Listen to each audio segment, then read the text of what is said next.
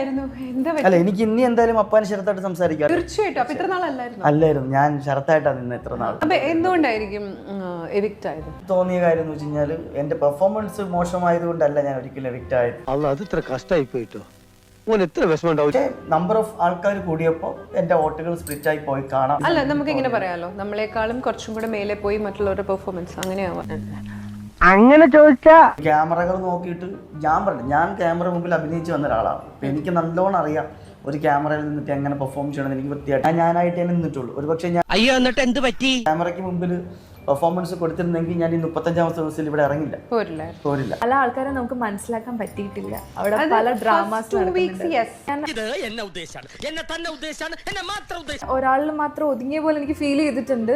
പക്ഷെ അവളുടെ അടുത്തുനിന്ന് ഞാൻ മാറിക്കഴിഞ്ഞപ്പോഴാണ് എനിക്ക് മനസ്സിലായത് അനുവിനാണ് ആരെങ്കിലൊക്കെ വേണ്ടത്. ഇപ്പൊ ആരില്ലാത്ത അയാൾക്കാണ് ആ ചാത്തൻ പാവ എടുത്തുകൊണ്ട് നടക്കുന്നത്.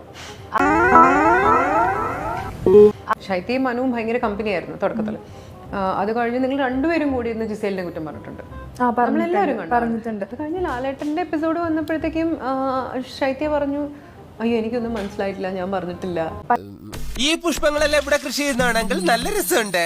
ഞാൻ ചോദിച്ചതിന് മറുപടി കിട്ടിയില്ല. പക്ഷേ ഈ വീക്ക് പോകും എന്ന് ഞാൻ വിചാരിച്ചില്ല. ബിക്കോസ് ഞാൻ നന്നായിട്ട് പ്ലേ ചെയ്ത് വരുന്നുണ്ടായിരുന്നു. ശൈത്യ മോശമായിട്ട് കളിച്ചു എന്ന് ഞാൻ പറയില്ല, പക്ഷെ ബാക്കിയുള്ളവർ കുറച്ചുകൂടി നന്നായി കളിച്ചു എന്ന് പറയേണ്ടി വരും. നെവിൻ ഒരു റീ എൻട്രി ചെയ്തു. എന്താ അതിനെ പറ്റി? ആ സമയത്ത് പോയാൽ മതിയായിരുന്നു. Flash back. അക്ബറിനെ പറ്റി എന്താ അഭിപ്രായം? എന്റെ അക്ബർ ഭയങ്കര കണ്ണിങ് ആണ്. നമ്മള് ഇറങ്ങാൻ എപ്പോഴും പറഞ്ഞിരുന്നില്ലേ വാഴ, അങ്ങനെ ആരെങ്കിലും ഉണ്ടോ? അവനാണ് നീ. ഞങ്ങൾ അങ്ങ് ഇറങ്ങട്ടെ. ആയിക്കോട്ടെ, സന്തോഷായി.